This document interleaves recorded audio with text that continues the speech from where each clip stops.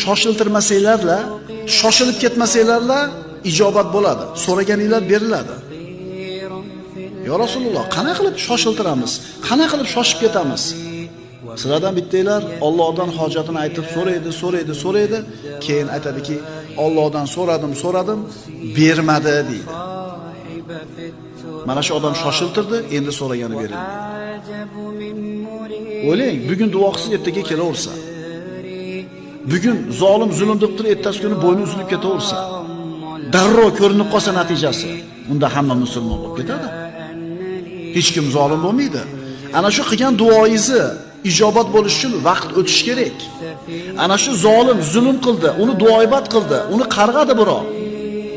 Bu duosi ijobat o'tish uchun nima bo'lish kerak? Vaqt o'tish kerak. Ana shu vaqtni o'tishligi siz bilan bizning iymonimizni sinaydi.